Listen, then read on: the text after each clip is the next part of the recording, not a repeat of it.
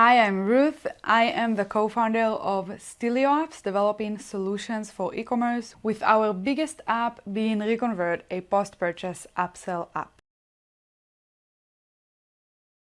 So I started in e-commerce with just wanting to really do something for myself. I used to work in IT and project management for a lot of years, and I kept thinking the next job is going to be better and I'm going to be happier, and it just never happened. I was never really pleased with what I was doing. And then my younger brother actually started a Shopify store where he actually managed to grow his store from a simple dropshipping store to a working, operating business. And that really inspired me, and he also very much encouraged me that I could do the same and I could actually make it work. So eventually I decided to quit my job and open a store. I actually did it with my female cousin, and we started a kind of local brand where we did a little bit of dropshipping and a little bit of sourcing with different suppliers locally to get them to sell their things online. It was pretty nice and it actually picked up very quickly. We started making money from month one. While we weren't making enough to live off of, we actually became profitable very, very quickly in the very first months of the business running. And it was my first time dipping my toe in the world of e-commerce. I loved a lot of things about it, like marketing,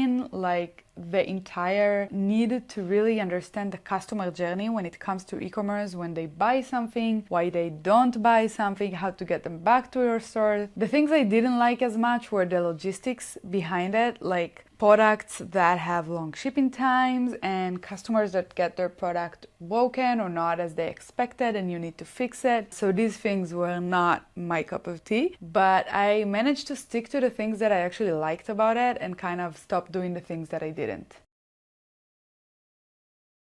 The one thing that I would say, I know now that I kind of wish I knew then, is to keep it as simple as possible. And I kind of thought I was doing it back then, but I wasn't. With trying to source product from local suppliers, I actually made things very complicated for me because a lot of them just didn't have any kind of online operation, and we kind of tried to create it with them and for them, and it was very complex. And when you're just getting started and you're like two people building your own company completely bootstrapped, it's very difficult to create an online logistics operation for a completely other business. So no matter what your business is, whatever it is, e-commerce or something else, I think the most important thing is when you're first getting started to keep it simple. In software, there's this concept of MVP, minimum viable product, and I think it's right in e-commerce as well. If you have this idea of an amazing store that is going to be selling so many unique products and offering subscriptions and doing everything under the sun, it sounds lovely, but you need to start with something lean and slowly grow once you have one part of the business working and operational. And that is definitely something I've learned from my very first venture into e-commerce.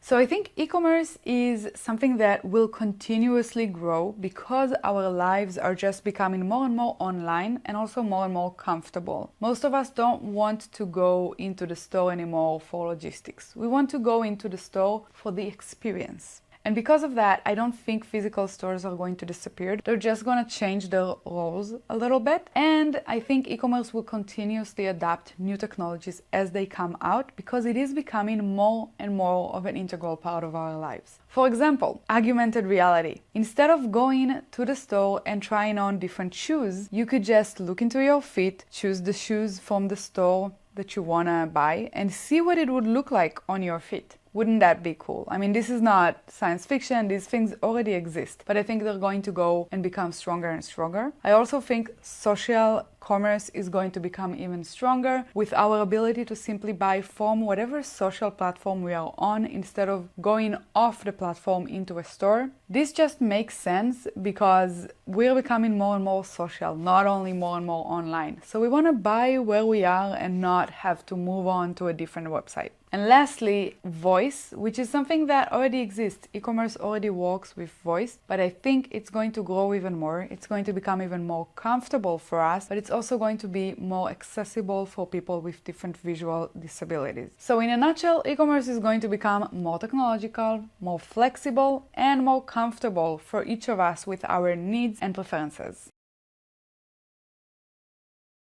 I honestly get inspired by any female who succeeds in life and in business. I mean, seeing a woman who is confident and free and empowered always inspires me. But if I have to think of someone specific, I would say a good example would be Marie Forleo. I don't know if she's as well known as some other women, but she is a business owner and she empowers other women who want to create a successful business to do just that. When I first got started, I used to watch her YouTube channel all the time. I just loved hearing about her process and mindset and the different types of interests that she had, and she managed to combine all of them somehow. I really appreciate that. It gave me a lot of hope that I could succeed in my own business as well. I think there are so many inspiring women out there. They don't have to be an influencer or a celebrity or a billionaire to be inspiring. I think any woman who lives her authentic life and don't let herself be held back by any kind of society expectations is an inspirational woman.